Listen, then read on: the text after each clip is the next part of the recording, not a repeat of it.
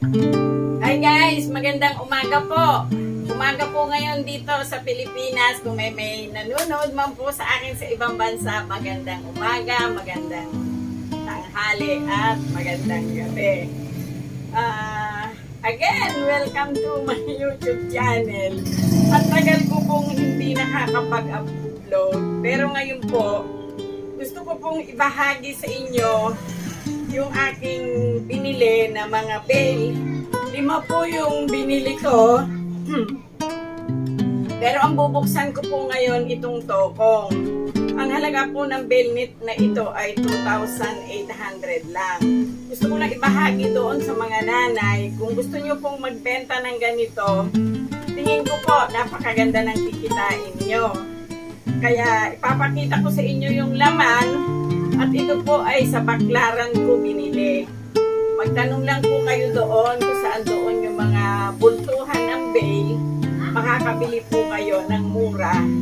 Kasi dito po sa amin, mahal po ang bail ko. Kaya nag-Baclaran po ako. Ngayon, bubuksan ko po ito. At titingnan po natin yung mga laman. At bibilangin ko po sa inyo. O, tara guys. Open na natin itong nabili kong ukay. Tokong to daw. Tokong daw ito guys. Tokong. O guys, ito na. Bubuksan na po natin. Ito kasi, 4 yung bail sa ilalim. Ipinatong ko na lang po ito.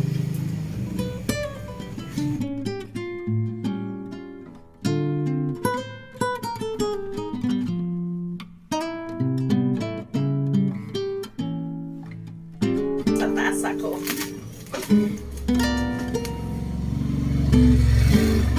Bibilangin ko na lang po muna, tapos mamaya pakikita ko sa inyo yung itsura nung laman.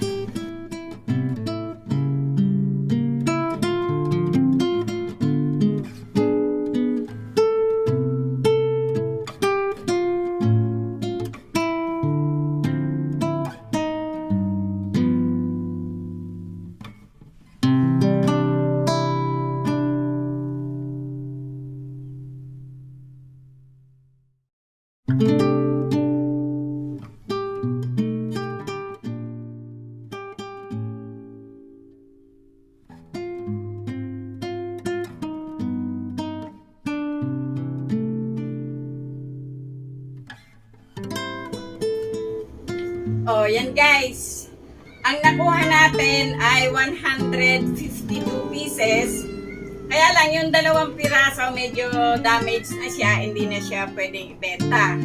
Ngayon, kung sa 50 pesos natin ibebenta yung 150, magkakaroon kayo na 7,500. Ngayon, pag nilets po natin yung puhunan na 2,800, may matitira po sa inyo na 4,700.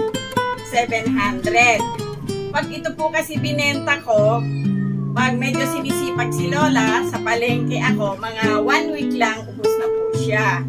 Ngayon, doon sa 150, nakapili po ako ng 50 pieces. Gagawin po natin siyang 75 kasi ang gaganda. O yan, pag nagbukas uli ako ng bail, ipakikita ko po uli sa inyo. Mga nanay, konting puhunan lang po to, kikita kayo ng maganda. Lalo na po yung mga naghahatid ng anak sa school, makakapagbenta po kayo sa inyong mga kananay.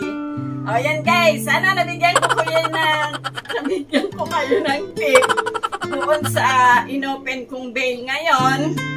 At huwag niyo naman pong kalimutang i-subscribe si Lola. Paki-share at paki-like na rin. Salamat po. Thank you!